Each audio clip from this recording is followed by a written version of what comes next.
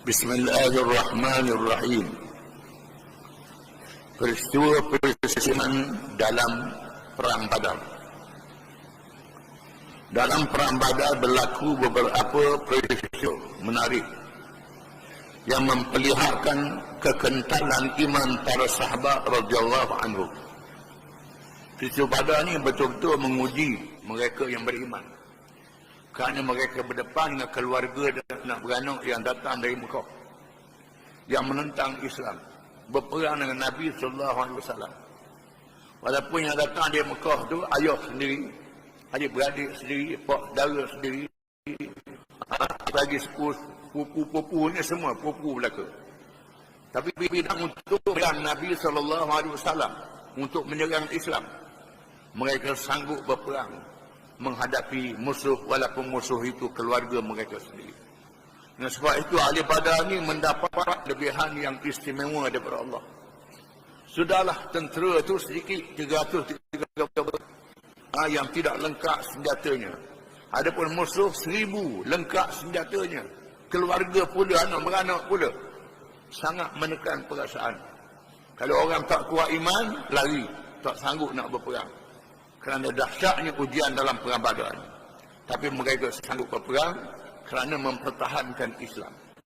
Islam lebih tinggi daripada segala-galanya, dikasihi daripada segala-galanya, termasuk Allah dan Rasul. Kisah yang pertama, Ibnu Abbas radhiyallahu meriwayatkan dari Ibnu Ishaq meriwayatkan dari Ibnu Abbas radhiyallahu anhuma, bahawa Nabi SAW telah mengarahkan kepada para sahabat supaya tidak membunuh orang-orang tertentu dari Bani Hashim dan lain-lain, seperti Al-Abbas bin Abdul Muttalib, Abul Bahtari bin Hashim dan sebagainya, kerana mereka tidak terlibat dalam kerja zalim dan telah dipaksa keluar berperang. Di sana ada sahabat-sahabat yang diarahkan. Memang sahabat mengarahkan para sahabat. Di sana ada beberapa orang kafir. Orang kafir yang baik, yang tidak memerangi Islam, tidak menentang Islam. Mereka kafir. Lalu Nabi mengarahkan sahabat-sahabatnya jangan bunuh orang ini dalam medan perang. Seperti Al-Abbas bin Abdul Muttalib, pak dara Nabi sendiri. Uqil bin Abi Talib, sepupu Nabi. Dan lain-lain lagi. Orang-orang ini yang terlibat dalam perang. Di mana Abdurrahman bin Abu Bakar itu tak masuk dalam senarai. Yang masuk dalam senarainya ialah Abbas bin Muttalib dan Abul Bahtari. Dua pemimpin Mekah ni yang tidak jahat kepada orang Islam. Nabi kata jangan bunuh mereka ni, termasuk Abbas bin Abdul Muttalib. Tiba-tiba Abu Huzaifah bin Utsbah radhiyallahu anhu berkata, Abu Huzaifah berkata, adakah kita membunuh ayah-ayah kita, anak-anak kita, saudara mara kita, dan kita tinggalkan Abbas? Demi Allah, jika aku bertemunya, akan aku hentam dengan pedang ini, kata dia. Adakah Nabi kecualikan saudara dia? Abbas ni, dia kafir juga. Kata sahabat ni, Abu Huzaifah bin Utbah mengatakan, kalau aku temu, aku tang juga Abbas dengan pedang, kata dia. Kata-kata Abu Huzaifah itu sampai ke pengetahuan Rasulullah SAW. Baginda tersinggung. Nabi terasa hati. Kalau kita baca dalam peristiwa Bai'ah Aqabah, masa Nabi buat perjanjian dengan orang kafir dan Aqabah, Nabi diiringi oleh bapa saudaranya Abbas bin Abdul Muttalib. Abbas ni sanggup jaga Nabi, jadi pengawal keselamatan Nabi. Bila Madinah nak buat bai'ah, nak ajak Nabi berhijrah, Abbas berkata, Muhammad ni ada anak beranak dia, ada warga dia yang sanggup mempertahankan dia, walaupun keluarga tu kafir. Hak Islam, ada hak kafir, sanggup mempertahankan dia. Kalau kamu tak sanggup mempertahankan dia, sanggup berperang sampai mati, jangan berhijrah, kata Abbas. Tapi orang Madinah tak peduli pada kata-kata Abbas. Dan mereka melakukan bai'ah Aqabah, khususnya yang kedua, sanggup mati mempertahankan Islam. Mempertahankan Islam. Jadi Abbas termasuk di dalam keluarga yang mempertahankan Nabi SAW. Bila Abu Huzaifah bin Utbah berkata,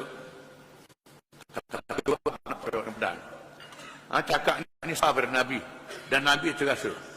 Abu Huzaifah mengetahui bahawa kata-katanya itu menyinggung Rasulullah SAW. Dia tahu Nabi tersinggung. Dia berkata, aku merasa tidak aman dengan ucapanku itu. Aku rasa tak aman sebab aku bercakap. Dan aku terasa takut malaikat setelah aku menebus diriku dengan mati syahid, kata dia. Oleh kerana aku salah cakap ni, Nabi terasa nak minta maaf, Nabi tak berani, malu. Aku nak mati syahid, kata dia, nak tebus apa yang aku cakap ini.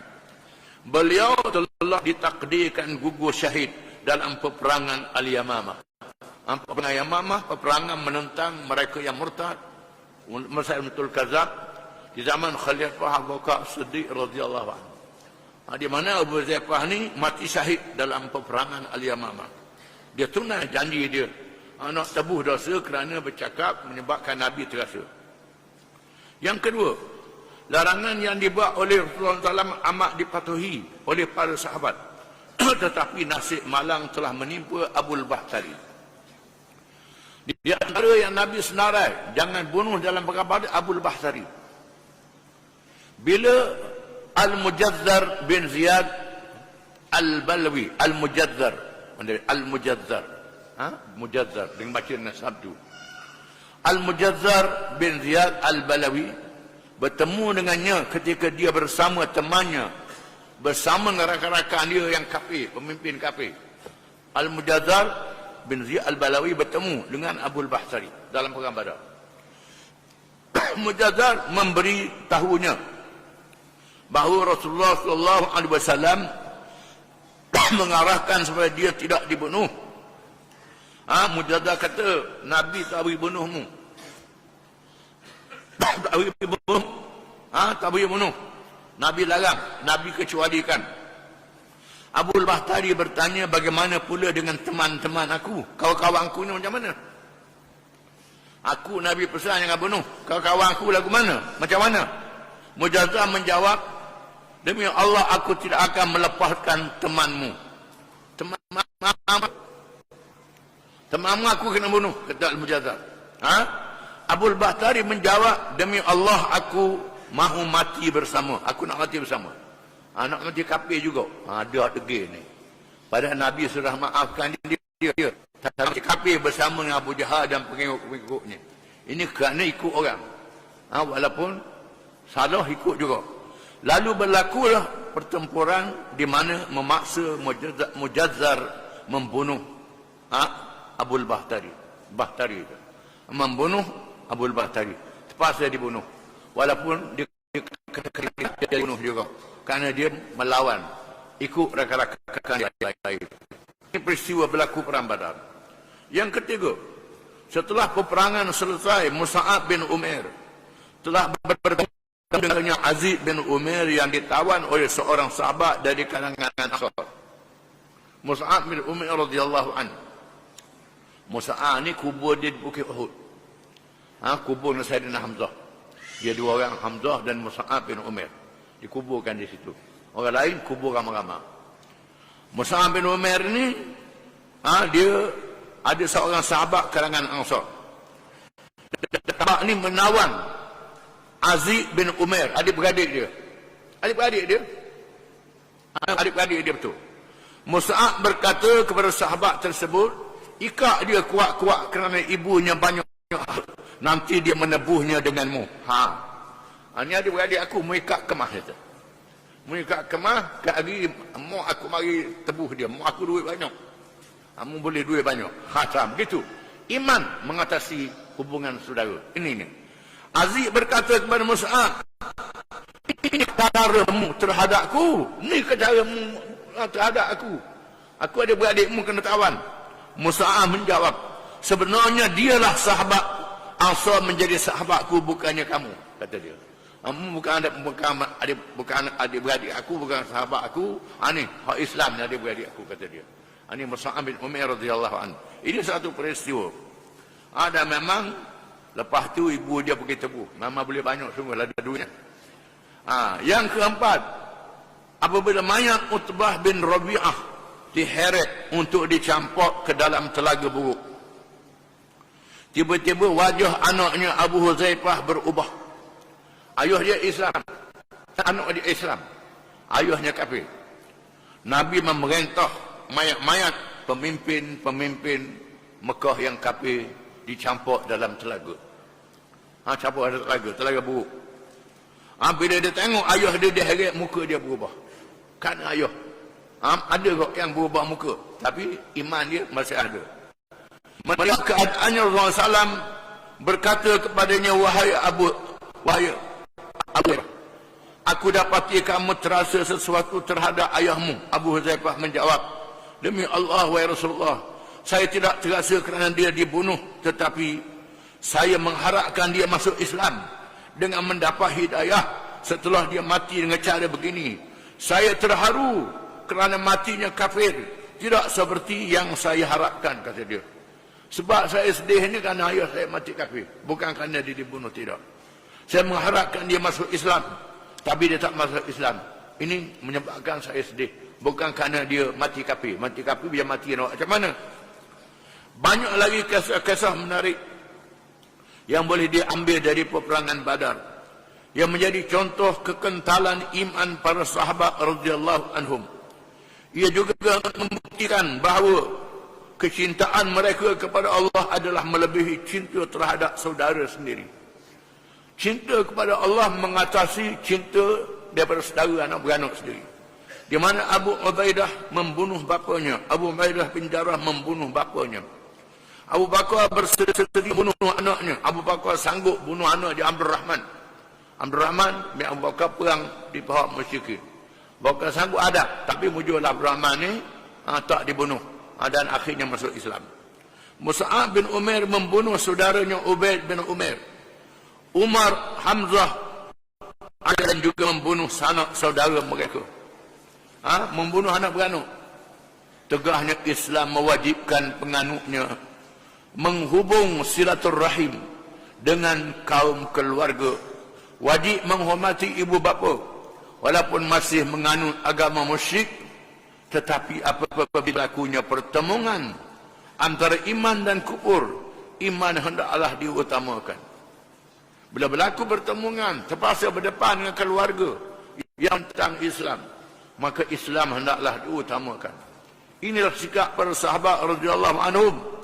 Dan Allah menurunkan firman. Allah menurunkan firman memuji mereka. Firman Allah Ta'ala dalam surah Al-Mujadilah. La tajidu qawman yu'minuna billahi wal yawmil akhir yuaduna man hadda Allah wa rasulah walau kanu aba'ahum aw abna'ahum aw ikhwanahum aw ashiratahum ulaika kataba fi qulubihimul iman wa ayyadahum bi ruhin min ويدخلهم جنات تجري من تحتها الأنهار خالدين فيها رضي الله عنهم ورضوا عنه أولئك حزب الله ألا إن حزب الله هم المفلحون. Surah Al-Mujadilah ayat 22. Maksudnya, kamu tidak akan dapati sesuatu kaum yang beriman kepada Allah dan hari akhirat itu dengan iman yang sebenar, memberi kasih sayang kepada orang-orang yang menentang Allah dan Rasulnya, sekalipun orang-orang itu bapa-bapa mereka, atau anak-anak mereka, atau saudara-mara mereka, atau keluarga mereka. Mereka itulah orang-orang yang Allah telah menanam keimanan dalam hati mereka dan menguatkan mereka dengan pertolongan yang datang daripadanya, daripada Allah, dan dimasukkan mereka ke dalam syurga. Allah Ta'ala sebut semua sahabat-sahabat Nabi yang masuk syurga. Yang syurga yang mengalir di bawahnya sungai-sungai, mereka kekal di dalamnya. Allah redha terhadap mereka dan mereka pun redha terhadapnya. Mereka itulah golongan Allah, bahawa sesungguhnya golongan Allah itulah yang beruntung. Golongan Allah puak yang menegakkan agama Allah, yang mendapat keuntungan dunia dan akhirat. Ayat ini menyatakan sifat kumpulan Islam yang sebenar. Islam adalah mulia dan tinggi. Allah Ta'ala memuji mereka dengan pujian yang tinggi. Ini ada yang terlibat dalam perang saudara. Kerana saudara mereka musyrik, kafir yang datang dari Mekah. Allah Ta'ala memuliakan mereka. Dan disebut dalam hadis Qudsi, Nabi sallallahu alaihi wasallam berfirman, "Ya ahla Badrin i'malu ma syi'tum qad ghafartu lakum." Wahai ahli Badar, buat apa yang kamu buat, termasuk dosa kamu. Di sinilah apabila Hatib bin Abi Balta'ah membaca rahsia. Bila Nabi nak pergi perang di Mekah, nak menyerang Mekah, Nabi merahsiakan peperangan itu. Bila Nabi bersiap, kerana peperangan buka Mekah ni berkait dengan melanggar perjanjian. Dalam perjanjian Hudaybiyah, tidak boleh menyerang pihak yang menaung dengan pihak yang menaung pihak yang lain. Bila Bani Bakar yang menaung di pihak musyrikin Mekah menyerang Khuza'ah yang bernaung di bawah Nabi SAW. Khuza'ah mati diserang oleh Bani Bakar yang bergabung dengan musyrikin Mekah. Maka pemimpin Khuza'ah datang merayu kepada Nabi SAW, mereka telah diunyanya, mereka telah dibunuh. Lalu Nabi menyuruh para sahabatnya menyediakan senjata untuk berperang. Sudah tentulah peperangan ini untuk menyerang Mekah. Nabi rahsiakan, suruh bersedia untuk berperang. Tiba-tiba Hatib bin Abi Balta'ah berfikir, sudah tentulah Nabi nak serang Mekah ni. Lalu, walaupun Nabi minta jangan beritahu sesiapa, bersedia. Tiba-tiba Hatib bin Abi Balta'ah menulis surat kepada pemimpin Mekah. Diupah seorang perempuan. Perempuan yang bangsawan pergi ke Mekah bawa surat itu. Dan Allah Ta'ala menurunkan berita dari langit. Dia datang beritahu kepada Nabi, ada seorang perempuan yang bawa surat. Duduk di satu kampung, dia berhenti di situ sebelum pergi ke Mekah lagi. Lalu Nabi mengarahkan Sayyidina Ali supaya mencari perempuan itu dan mengambil surat. Sayyidina Ali Zubair pun pergi ke kampung tu, tengok memang ada sungguh perempuan tu yang sifatnya began-began. Lalu mereka minta menyerahkan surat. Perempuan tu kata surat apa-apa, dia bohong. Dan dia kata kalau tak mau serah, kami akan lawah pakaian. Cari surat. Lalu dia pun waktu ambil surat daripada sanggur dia, sanggur rambut dia. Dan Sayyidina Ali dengan Zubair tak buka surat ni, buat balik. Ini amanahnya, tak buka surat ni, tak buka baca, buat balik ke Madinah, serah Nabi SAW. Dan Nabi tak boleh membaca. Sahabat yang membaca, ini surat daripada Hatib bin Abi Balta'ah, ditujukan kepada pemimpin Mekah, memberitahu bahawa benar sahabat untuk menyerang Mekah. Nabi kata, "Ma hadza ya Hatib?" Apa ni wahai Hatib? Lalu Hatib berkata, "Wahai Rasulullah, saya buat ni bukan kerana saya menjadi kafir, saya munafik, tidak sekali-kali. Saya tetap beriman kepada Allah dan Rasul. Saya buat begini kerana saya ada keluarga, anak-anak yang ditinggal di Mekah sana. Dan tak ada keluarga yang besar mempertahankan anak beranak saya dan harta saya. Orang lain ada keluarga masing-masing yang boleh melindungi anak dia yang ada di Mekah. Saya tak ada orang yang melindungi keluarga saya. Maka saya buat sesuatu supaya keluarga saya yang di Mekah tidak diganggu." Ini tujuannya. Sayyidina Umar kata, "Ya Rasulullah, izinkan kita pancung leher seorang yang munafik yang telah memecahkan rahsia ini." Nabi kata, "Jangan wahai Umar, jangan. Allah berfirman, ya ahla Badrin i'malu ma syi'tum." Wahai ahli Badar, buat apa yang mereka buat. Hatib adalah seorang ahli Badar. Di mana pilihan ahli Badar ni menyelamatkan Hatib daripada jatuhkan hukuman bunuh. Memanglah hukum syaraknya membaca rahsia negara, membaca rahsia Islam kepada musuh Islam yang sedang berperang dengan kita, hukumannya sangat berat, boleh jatuhkan hukuman bunuh. Tapi Nabi mengecualikan kepada mereka yang hadir perang Badar, kerana mereka diberi kelebihan oleh Allah. Allah Ta'ala sebut dalam ayat yang kita baca ni, wa yudkhiluhum jannatin tajri min tahtiha khalidina fiha radhiyallahu anhum wa radu an la hizballah ala inna hizballahi humul muflihun. Allah Ta'ala memasukkan mereka ke dalam syurga yang mengalir di bawahnya sungai-sungai, mereka kekal dalamnya. Allah Ta'ala meredai mereka dan mereka menolak Allah. Mereka itulah kumpulan Allah, dan kumpulan Allah ini mendapat kemenangan dunia dan akhirat. Allah Ta'ala wahyu yang diturunkan, maka kita tak boleh bertindak terhadap hatib ini, kata Nabi. Ini peristiwa yang sangat menarik. Wallahu a'lam.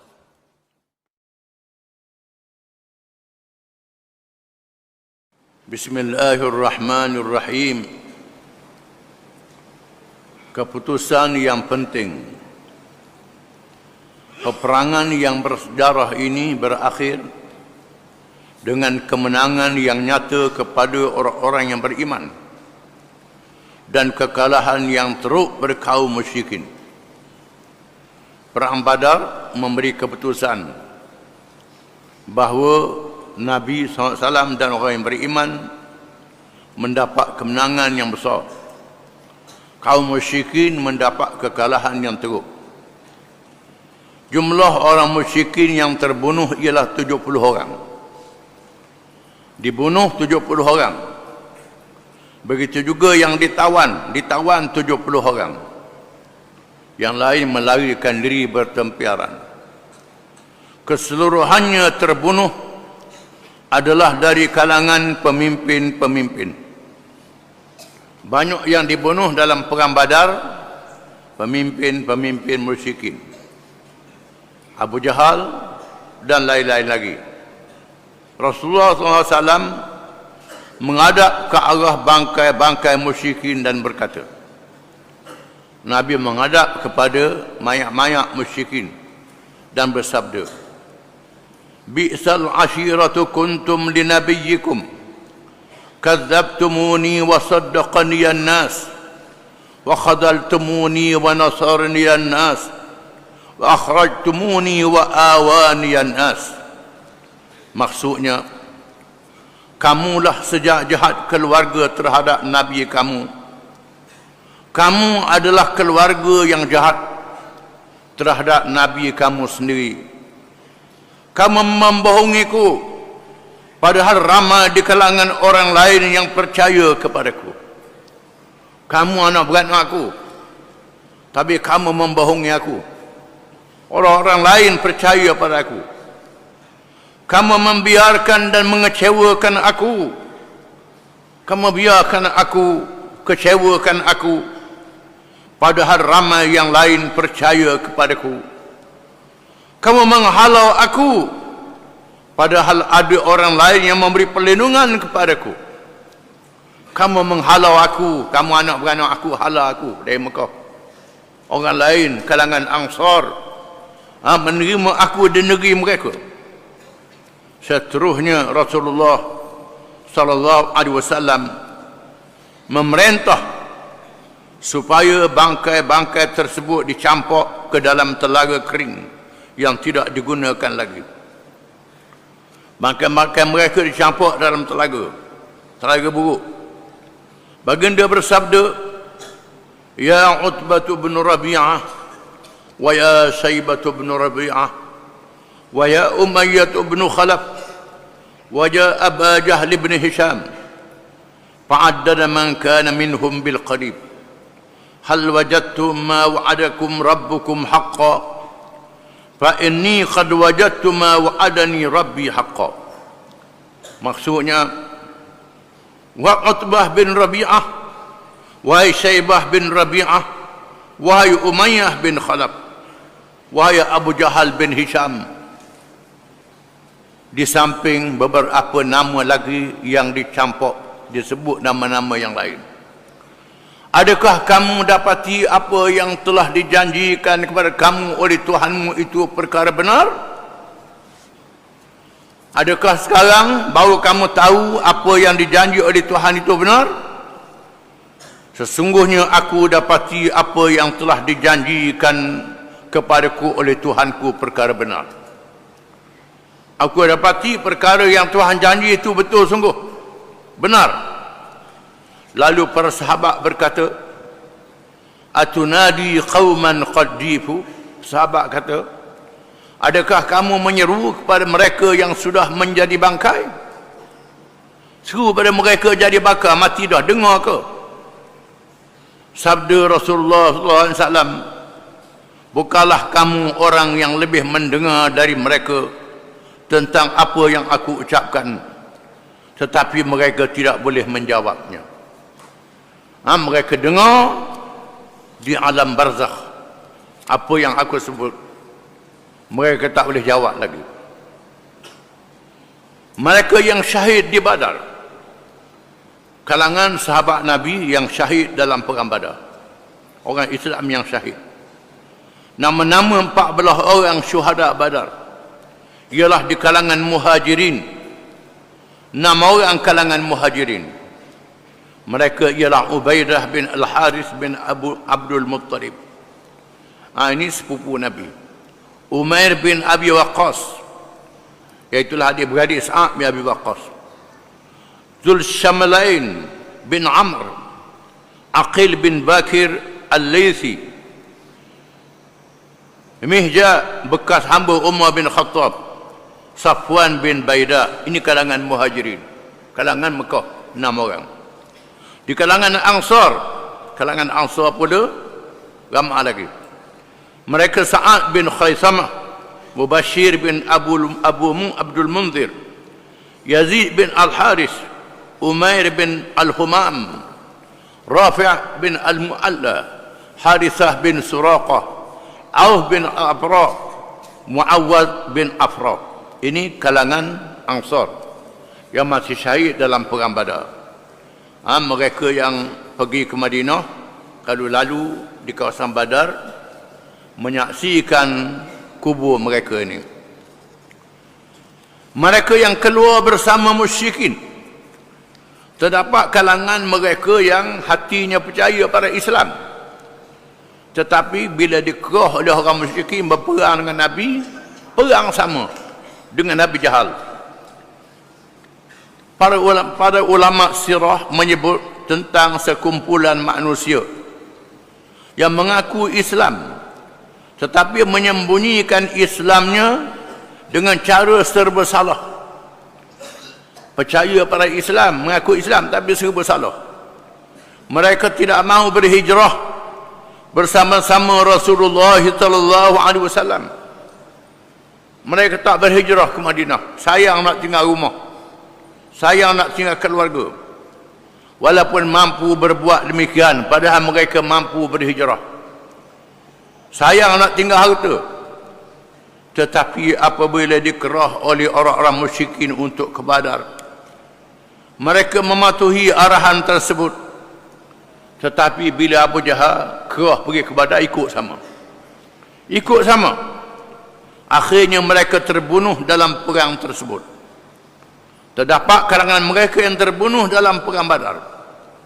Di antara mereka ya Al-Haris bin Zum'ah bin Al-Aswad, Abul Qais bin Faqih Al-Faqih,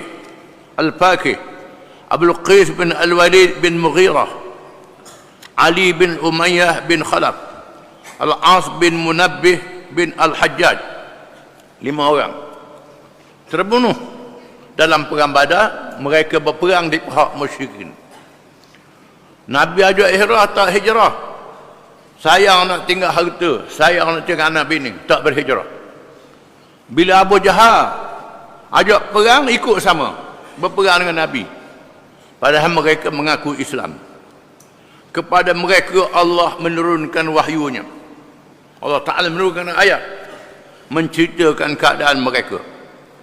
Innal ladzina tawaffahumul malaikatu zalimi anfusihim qalu fima kuntum qalu kunna mustad'afina fil ard qalu alam takun ardullahi wasi'atan fatuhajiru fiha faulaika ma'wahum jahannam wa sa'at masira إلا المستضعفين من الرجال والنساء والولدان لا يستطيعون حيلة ولا يهتدون سبيلا فأولئك عسى الله أن يعفو عنهم وكان الله عفوا غفورا ومن يهاجر في سبيل الله يجد في الأرض مراغما كثيرا وسعة ومن يخرج من بيته مهاجرا إلى الله ورسوله ثم يدركه الموت فقد وقع أجره على الله وكان الله غفورا رحيما. Surah An-Nisa ayat 97 hingga 100. Maksudnya, sesungguhnya orang-orang yang dimatikan oleh malaikat dalam keadaan menzalimi dirinya sendiri, mereka yang dimatikan dalam perang Badar, mereka menzalimi diri mereka sendiri, berada dalam pasukan musuh.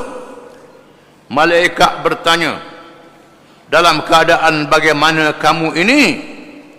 Malaikat tanya mereka di alam barzakh, mengapa kamu jadi begini? Perang belah lik kafir ni. Pasal apa malaikat tanya? Mereka menjawab, adalah kami orang-orang yang lemah ditindas di negeri Mekah. Kami ni orang lemah ditindas di Mekah. Kami tak boleh berhijrah. Padahal mereka boleh berhijrah. Para malaikat menjawab, bukankah bumi Allah itu luas sehingga kamu dapat berhijrah di bumi itu? Orang-orang itu tempatnya neraka Jahannam, dan Jahannam itu seburuk tempat kembali. Malaikat kata Allah Ta'ala, tentukan kamu masuk dalam neraka Jahannam kerana kamu berperang di pihak musuh. Ini bahayanya kita duduk dalam pasukan musuh, walaupun kita kata hati kita percaya dengan Islam, tapi digunakan oleh musuh untuk lawan Islam, tiba-tiba mati dalam pertempuran itu. Kecuali Allah Ta'ala maafkan, kecuali mereka yang tertindas, baik lelaki atau perempuan atau kanak-kanak, yang tiada kemampuan dan tiada daya upaya dan tidak mengetahui jalan untuk berhijrah, kecuali mereka yang benar-benar tidak berupaya, tak mampu nak berhijrah kerana tidak ada kenderaan, tidak ada bekalan, tak ada belanja untuk berhijrah. Mereka duduk di Mekah dalam keadaan bersembunyi. Mereka itu mudah-mudahan Allah mengampunkan mereka, dan adalah Allah itu Maha Pemaaf lagi Maha Pengampun. Allah Ta'ala mengampunkan mereka, memaafkan mereka. Barang siapa berhijrah di jalan Allah, nescaya mereka mendapat di muka bumi ini tempat hijrah yang luas dan rezeki yang banyak. Barang siapa yang keluar dari rumahnya dengan maksud berhijrah kepada Allah dan Rasulnya, kemudian kematian menimpanya sebelum sampai ke tempat hijrah, maka sesungguhnya telah tetap pahalanya di sisi Allah, dan adalah Allah Maha Pengampun lagi Maha Penyayang. Terdapat di kalangan para sahabat yang tak mampu berhijrah, dimaafkan oleh Allah. Mereka yang berhijrah, meninggalkan harta, meninggalkan keluarga, dia beri rezeki oleh Allah, hidup senang lanang. Jangan takut berhijrah, meninggalkan negeri, membawa agama. Jangan takut. Jangan takut. Barang siapa yang berhijrah, mati di tengah jalan, Allah Ta'ala beri pahala. Di sini bila negara ditakluk oleh orang kafir, tak mampu lagi nak semayang, tak mampu menjalankan perintah Allah, di masa itu kalau ada negeri Islam yang selamat, berhijrah ke negeri Islam. Kalau ada negeri kafir yang aman, pergi negeri kafir yang aman itu. Macam sahabat-sahabat Nabi berhijrah ke Habasyah. Jangan tunggu di tempat itu. Sayang ke ayam itik, sayang ke lembu kubah, tak mau berhijrah. Biarlah agama punah pun, ini salah, dosa yang besar. Kecuali mereka yang benar-benar tak mampu. Mereka mampu berhijrah, Kita saksikan peristiwa yang berlaku di Kemboja, di Vietnam.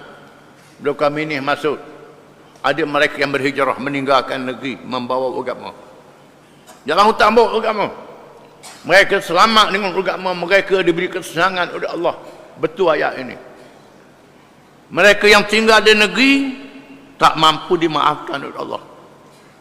Mereka yang mampu tak berhijrah berdosa. Berdosa. Wajib berhijrah bila berlaku. Di sini banyak penduduk Asia Tengah dalam masa dijajah oleh komunis dulu tak boleh semayang, tak boleh beribadat, mereka berhijrah. Meninggalkan tanah air mereka ke seluruh pelosok dunia Islam. Ada kumpulan ini. Terdapat kumpulan yang tak mampu berhijrah. Maka mereka duduk di sana memelihara agama bersembunyi. Para ulama tafsir mengatakan kaedah berdasarkan ayat tersebut di atas. Iktibar itu diambil dari lafaznya yang umum, bukan disebabnya yang khusus. Oleh itu maka tidak harus bagi orang-orang yang beriman tidak berhijrah jika mereka mampu setelah berlakunya keadaan yang menyebabkan hijrah, dan tidak harus juga memberi pengorbanan dan sokongan untuk menguat dan meramaikan kedudukan musuh-musuh Islam. Lebih-lebih lagi, kita tak berhijrah, tolong musuh Islam pula, menguatkan musuh, maka besar dosanya. Jadi macam mereka disebut dalam ayat tadi, dimasukkan ke dalam neraka, kecuali mereka yang tak mampu. Di sini ulama memperkenalkan dua hukum dalam Islam. Yang pertama dikenal dengan rukhsah. Rukhsah. Rukhsah ialah kemudahan menyembunyikan agama.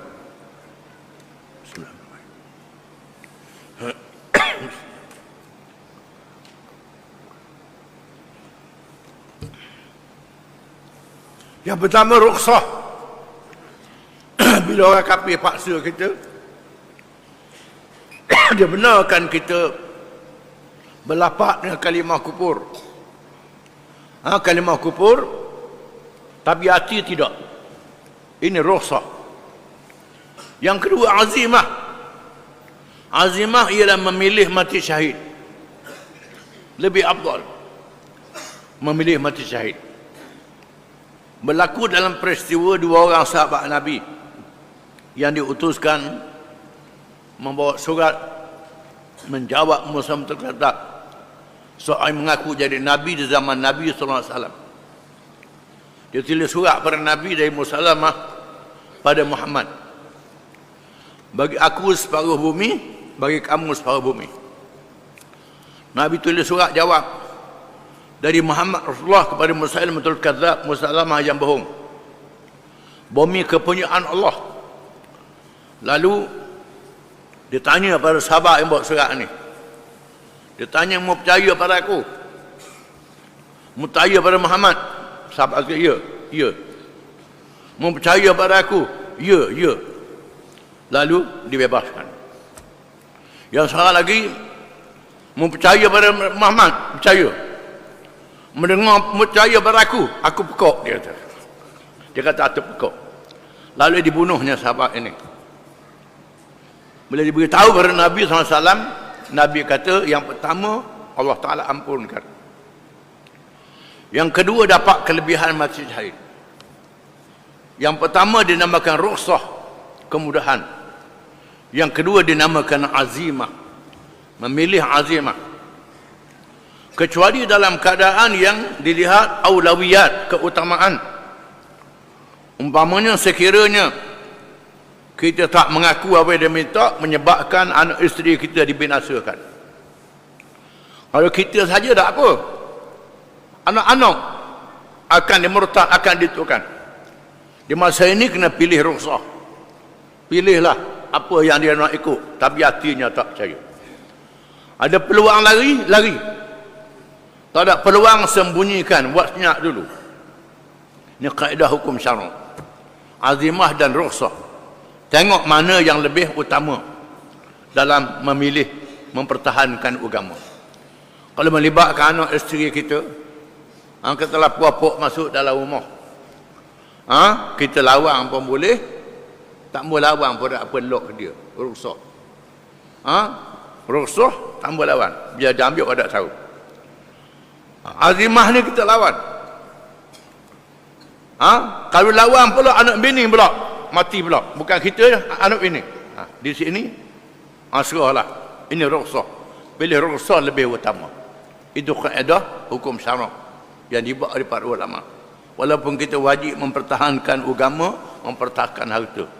Tapi tengok keadaan yang mana lebih diutamakan. Wallahu a'lam.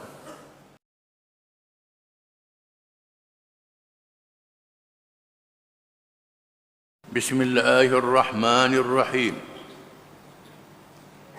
Berita kemenangan sampai ke Madinah. Nabi SAW telah mengutuskan 2 orang utusan ke Madinah untuk menyampaikan berita kemenangan orang-orang Islam, yakni di Badar. Mereka ialah Abdullah bin Rawahah radhiyallahu anhu untuk penduduk di kawasan Al-Aliyah dan Zaid bin Harithah untuk penduduk di kawasan As-Safilah.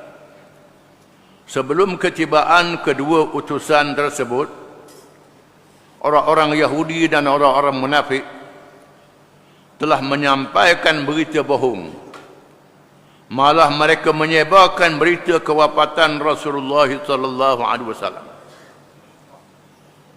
Orang Yahudi yang jadi musuh Islam, yang dibenarkan hidup di Madinah di masa itu, termasuk orang munafik, orang yang pura-pura Islam, hatinya tak Islam.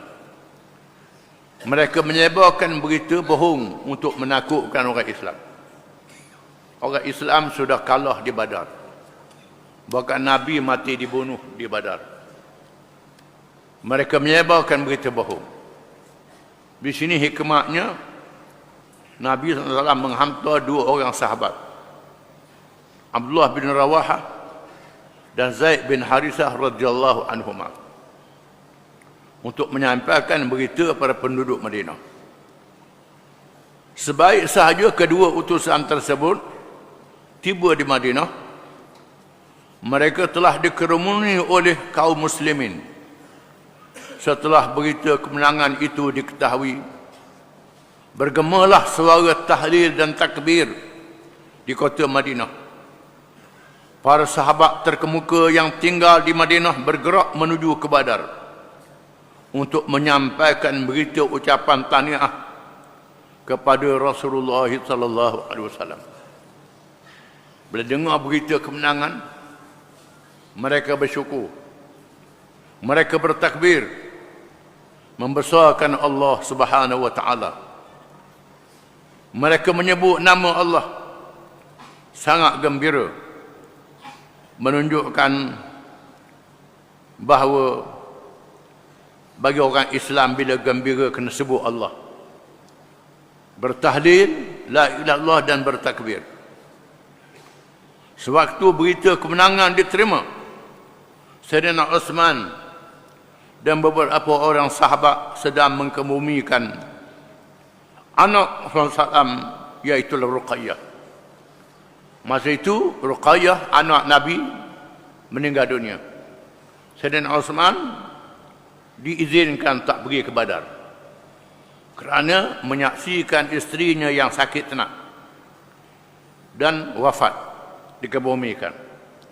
Walaupun demikian, Sayyidina Uthman dimasukkan dalam kalangan orang yang mendapat kelebihan ahli Badar.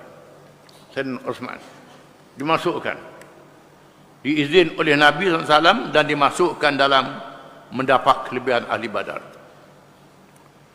Tentera Islam bergerak pulang ke Madinah setelah selesai pertempuran. Rasulullah SAW dan para sahabat radhiyallahu anhum berada di Badar selama 3 hari. Mereka tak balik terus, duduk di Badar 3 hari. Dalam tempoh tersebut, mereka duduk 3 hari di Badar. walaupun dipenuhi oleh orang kafir yang dibunuh 70 orang. Tak timbul masalah takut atu mati bunuh. Itu orang Melayu dia takut ke atu mati bunuh. Di mana Nabi dengan sahabat tunggu di Badar selama 3 hari. Dalam tempoh tersebut Allah SWT telah menurunkan firman-Nya berhubung dengan harta ghanimah rampasan perang. Maka adalah rampasan perang yang diambil daripada musuh yang terbunuh dan yang melarikan diri. Di antara adat orang Arab, kalau berperang dibawa harta untuk bagi semangat. Binatang-binatang ternakan termasuklah perhiasan-perhiasan.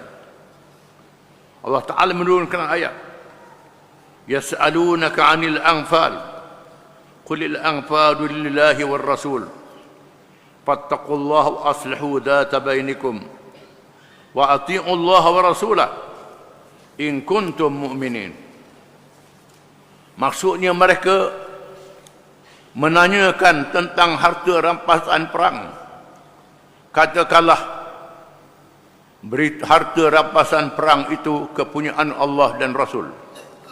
Sebab itu bertakwalah kepada Allah dan perbaikilah hubungan di antara sesama kamu, dan taatlah kepada Allah dan Rasul-Nya jika kamu adalah orang-orang yang beriman. Asasnya hartanya ikut hukum Allah Ta'ala.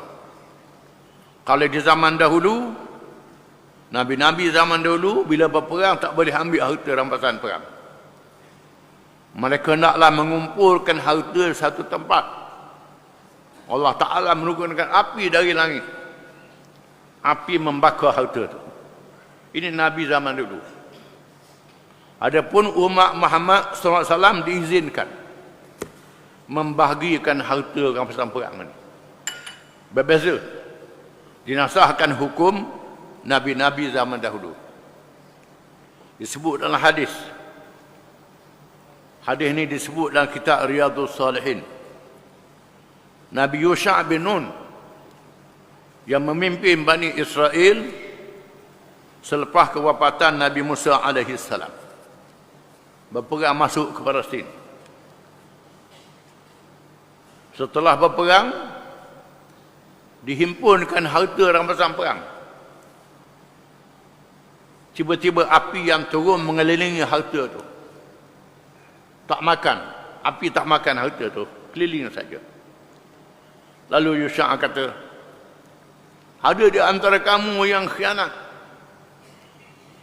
Maka diminta ketua-ketua pasukan bersalam dengan Nabi Yusha'. Maka pasukan yang khianat, yang menyembunyikan harta, tangan ketuanya lekat pada tangan Nabi Yusha'. Allah tak jadikan begitu. Lalu dipanggil anak buah dia bersalam. Didapati memang ada antara mereka yang menyembunyikan harta rampasan. Emas sebesar kepala lembu. Banyaknya emas tu. Sehingga mereka letak, barulah api itu makan. Ini disebut dalam hadis-hadis. Bagaimana umat Nabi zaman dahulu tidak boleh mengambil harta rampasan perang. Adapun umat Muhammad SAW, Allah Ta'ala menurunkan hukum. Ya kan kita baca. Ada harta yang lekat pada tubuh, yang ada pada tubuh tentera musuh yang dibunuh. Itu ada hukum dia. Ada harta yang boleh halih, yang boleh diangkut, barang perhiasan binatang ternakan. Ada harta yang tak boleh halih, tanah dan bangunan-bangunan. Harta tak boleh halih, ada hukum belaka. Kita akan baca kemudian. Dengan turunnya ayat tersebut, bermakna bahagian harta itu adalah menurut hukum Allah dan Rasulnya sallallahu alaihi wasallam. Kaum muslimin mestilah patuh pada hukum tersebut. Rasulullah sallallahu alaihi wasallam telah membahagikan sama rata harta tersebut. Dengan pembahagian yang dibuat, selesailah pertelengkahan yang timbul di kalangan mereka yang mengejar yang mengejar musuh sehingga tidak sempat mengumpulkan harta. Dengan mereka yang mengumpul harta. Perkara ini berlaku sebelum turun ayat-ayat yang lebih mendalam tentang harta rampasan perang. Ada di antara bala tentera yang kejar musuh. Kejar musuh yang lari. Ada bala tentera yang di belakang, orang ni kutip harta musuh. Hak yang pungut harta musuh ni tak maui kepada tentera yang mengejar musuh ini. Kerana dia kutip harta ni. Jadi balah sama-sama orang Islam. Zaman dulu balah, zaman ni boleh jadi balah juga. Dengan harta dunia ni. Allah menurunkan ayat supaya mereka berlaku adil. Sebelum bergerak ke Madinah, Rasulullah SAW memerintahkan supaya dijatuhkan hukuman bunuh ke atas 2 orang tawanan yang menjadi penjenayah besar terhadap Islam dan penganutnya. Sejak zaman Makkiyah, mereka ialah An-Nadar bin Al-Harith yang dipancung oleh Ali bin Abi Talib, dan Uqbah bin Abi Mu'aid dipancung oleh Asim bin Thabit Al-Ansari. Hukuman ini wajar kerana tindakan mereka berdua yang dianggap penjenayah, bukan kerana tawanan perang. Dalam Islam ada hukum tawanan perang. Tawanan perang hendaklah dilayan dengan baik. Dia beri makan, tak boleh diseksa. Bahkan musuh-musuh yang dibunuh di medan perang tak boleh dicincang. Mayat musuh tak boleh dicincang. Mencincang mayat musuh walaupun dia musuh kita berdosa. Dalam Islam tak boleh. Dia mati dah. Biar situlah. Mayat musuh tak boleh cincang. Ni mayat orang Islam. Berlaku baru ni di Turki, seorang wartawan Jamal Khashoggi telah dibunuh, dipancung kepalanya, awak balik ke Saudi, tubuhnya dicincang, dimasukkan air asid untuk dihancurkan supaya tak ada bahan bukti. Yang buat kerja tu orang Mekah dengan orang Madinah, yang memerintah Mekah dan Madinah. Sangat memalukan orang Islam. Mengikut hukum Islam, mayat musuh tak boleh dicincang. Bila berperang, Nabi berpesan, uqtulu fi sabilillah, la taghduru wa la tumathilu wa la taqtulu imra'atan wa la shaykhan wa la rahiban fi sawma'atih. Bila kamu berperang dengan nama Allah, perjalanan Allah, jangan membunuh perempuan, jangan membunuh orang tua, jangan membunuh kanak-kanak, jangan membunuh padri-padri di gereja-gereja. Ini ada larangan disebut dalam hadis. Allah Ta'ala suruh berperang, jangan melampaui batas. Ini adab yang diajar oleh Islam. Dalam kisah ini, 2 orang yang ditawan dijatuhkan hukuman bunuh. Mengapa? Kerana 2 orang ini penjenayah perang. Penjenayah yang melakukan kesalahan-kesalahan yang besar sebelum perang terhadap rakyat, terhadap Islam. Penjenayah perang boleh dijatuhkan hukuman bunuh. Adapun tawanan hendaklah dijaga dengan baik. Itu beza. Apabila mereka sampai di Ar-Rawha, mereka telah bertemu dengan rombongan yang datang dari Madinah bagi mengucapkan tahniah. Salamah bin Salamah berkata, apakah kamu datang untuk mengucapkan tahniah kepada kami? Demi Allah, kami hanya berperang dengan orang-orang yang sangat lemah, seperti unta yang ditambat, digantung. Kami menyembelih dengan mudah saja. Ni cakap besar bila menang. Salamah bin Salamah kata ke kawan-kawan dari ucapannya ke Madinah ni, sebenarnya kami perang dengan orang takruk, orang lemah macam unta yang ditambak, mudah je. Rasulullah SAW tersenyum mendengar kata-kata itu, lalu bersabda, wahai anak saudaraku, Sebenarnya mereka itu pemimpin-pemimpin kaum.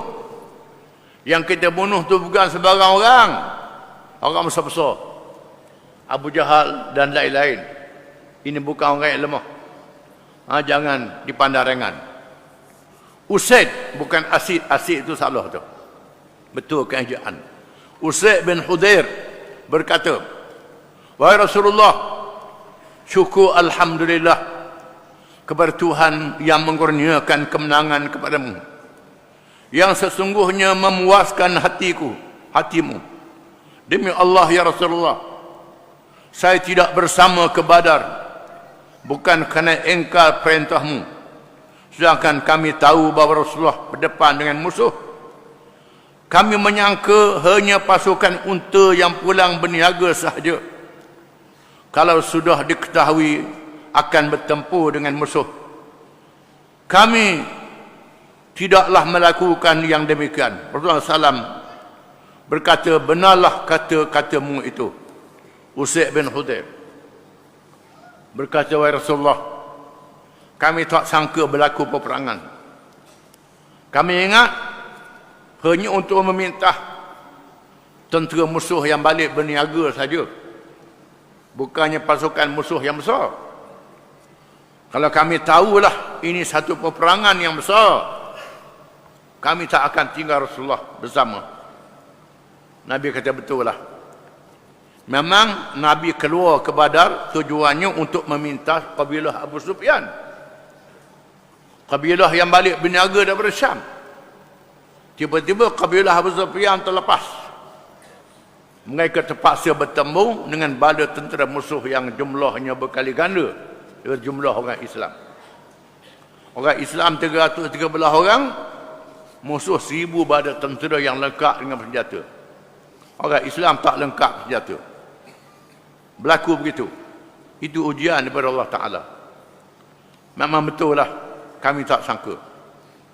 Usaid bin Hudair ialah seorang sahabat yang dimuliakan, yang disebut dalam hadis kisah seorang sahabat yang baca Quran.